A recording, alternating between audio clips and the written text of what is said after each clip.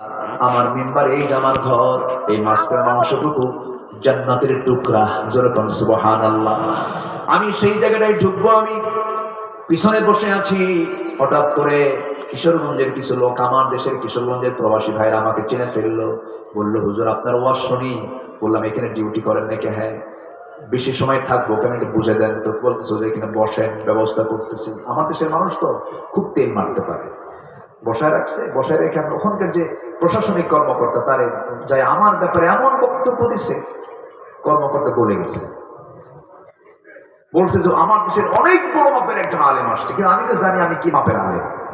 আমি ভাঙ্গাচোরা মানুষ, এলেম নাই, এলেম শূন্য, এলেম কালাম তেমন কিছু নেই। মানুষ ডাকে আসে, কথা বলে, তেমন বলা বলছে।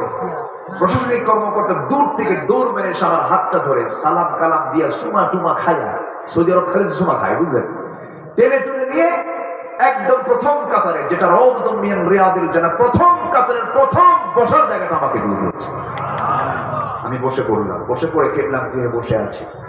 বাম পাশে আমার নবীজির কবর, জাস্ট 3 হাত 4 হাত দূরে আমার নবীজির কবর, তিনি শুয়ে আছেন ওই জায়গায়।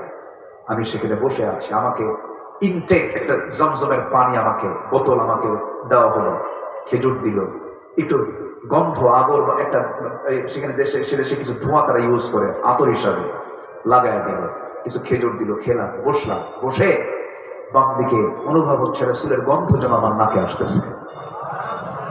রাসূল শুয়ে আছে, আমি ডান দিকে তাকিয়ে আছি, আমার নবীজির মিম্বার। শুধু রাসূল ওই ঘর থেকে বের হতেন, মিম্বারে গিয়ে নামাজ পড়তেন। কতবার হেঁটেছেন, চলাফেরা করেছেন। সে জায়গায় বসে ভাবতেছি যেন আমি 1500 বছর আগের সেই স্মৃতির দিকে চলে গেছি। আমি বসে বসে আল্লাহর কাছে একটা দোয়া করেছি, আল্লাহ সুদূর 6000 মাইল 6000 কিলোমিটার দূর বাংলাদেশে আমার জন্ম, আর আমার প্রাণের চেয়ে প্রিয় রাসূলের জন্ম হলো মক্কা, শুয়ে আছেন মদিনা। আল্লাহ কোন জমিনে মৃত্যু হবে জানি না, আল্লাহ তোমার কাছে একটা প্রার্থনা, আমার জীবনের চাইতে প্রিয় রাসূলের শহরে মদিনায় আমার মওতটা দিবা। আমি এই দোয়াটা বারবার করেছি, আমার এই দোয়াটাই ছিল। সেকেন্ড দোয়া ছিল, আল্লাহ ফিলিস্তিনকে তুমি আল্লাহ জালিমদের জুলুম থেকে বাঁচাও। তার কয়েকদিন পরে যুদ্ধ বিরতি চলে এসেছে, ফিলিস্তিনের যুদ্ধ আপাতত বিরতিতে আছে। আমি মদিনা থেকে যখন এয়ারপোর্টের দিকে যাচ্ছিলাম, তখন আমার বারবার মনে হচ্ছিল আমি যেন আমার তার ছিঁড়ে যাচ্ছে, কলিজার তার যেন ছিঁড়ে যাচ্ছে, আমি কাকে রেখে যেন চলে যাচ্ছি। ইমাম মালিক রাহমাতুল্লাহ আলাইহি মদিনায় যতদিন থাকতেন খালি পায়ে হাঁটতেন। বলা হতো, খালি পায়ে গরম মাটিতে কেমন করে হাঁটো? যে মাটিতে রাসূল শুয়ে আছে সেই মাটিতে আমি জুতা পায়ে কেমনে হাঁটি? রাসূলকে সাহাবীরা খুব ভালোবেসেছেন।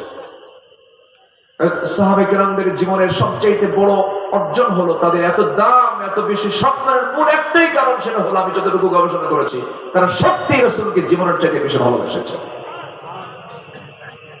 সম্মানিত ভাইয়েরা, সে রাসূল আমাকে কত বেশি ভালোবেসেছেন দেখেন, একটু বলি।